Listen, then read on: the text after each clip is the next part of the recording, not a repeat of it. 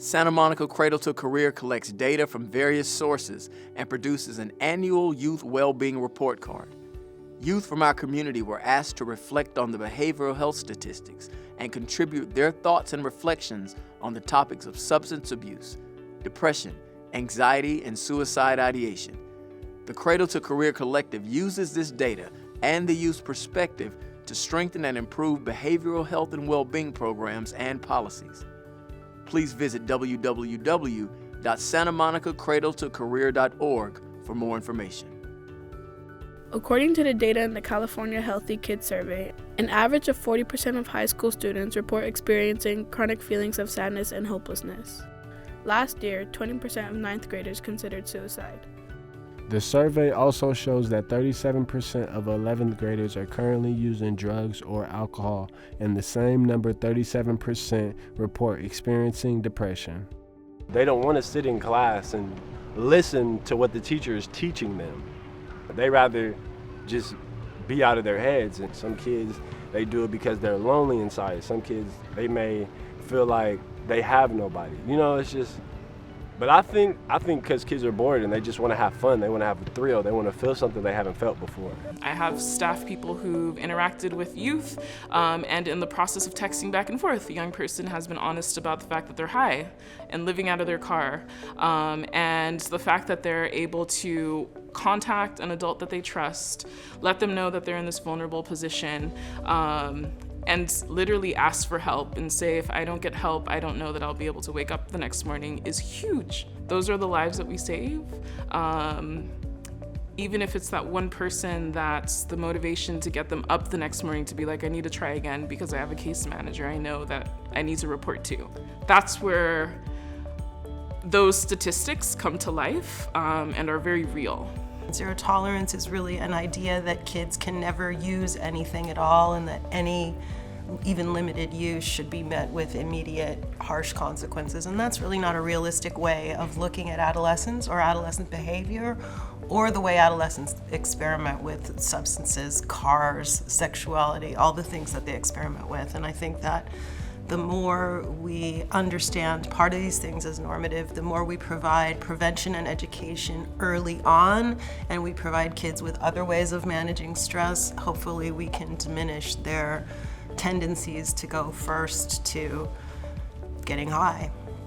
The adults need to realize that the youth and that's coming up, they're going through real life problems, and they need to stop trying to put it aside like, oh, they're a kid, they're gonna get over it. Because I have friends that tell me they want to kill themselves, but I just be there for them. That's how I try to get their little coping method, by just talking to them every day, hanging out with them, just keeping a smile, just the littlest things, because life could be taken for granted, and some people, they feel like that.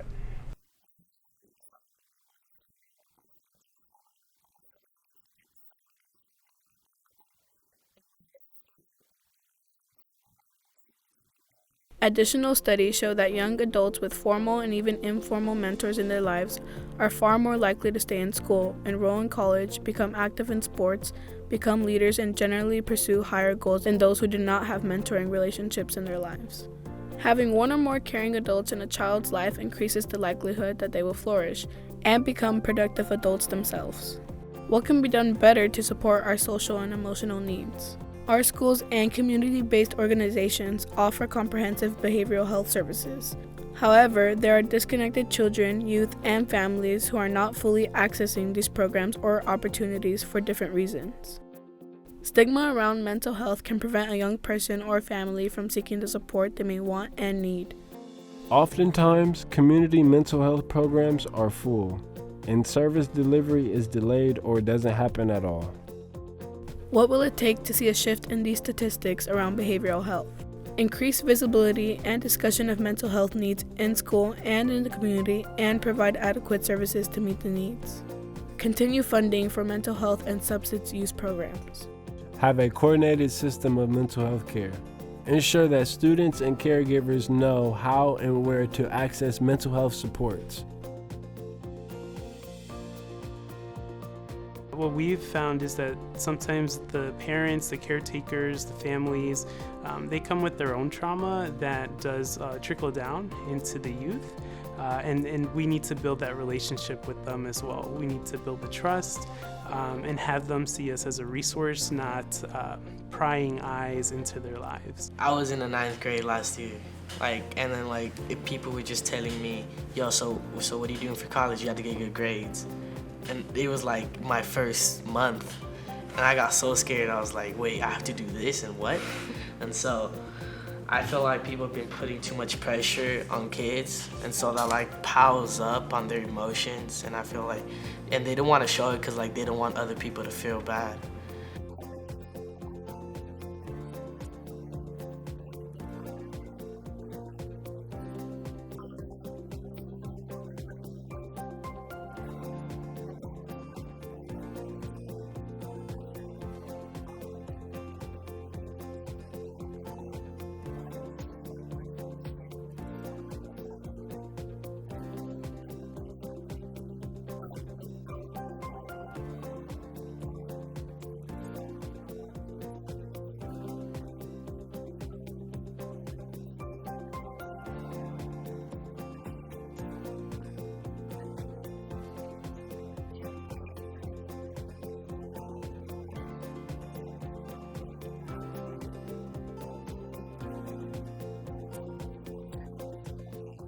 I've had a drug counselor who's actually an ex user, but where she's at right now, she's stable, and it's just good to look be able to talk to those people like he said, because when you have kind of a, not really a role model, but someone to look up to, because you're at a low point right now and you're trying to be at you're trying to get to where you need to be, but doing those substances and drugs are not going to get you there. Our YRT team often functions as sometimes the first time a young person ever had an adult that they could confide in, and not have it then be this parent role where it's no, you shouldn't have done that, or why did you do this, and then it becomes punitive. They make you feel like a family too. They make you feel like you're wanted, and they don't want you to be like, oh, you're here, okay, cool, we'll just check off, They may be like, oh, you're here, how's your day, yo, how's your mom, how's your kid, how's your siblings, They make you feel like you're special.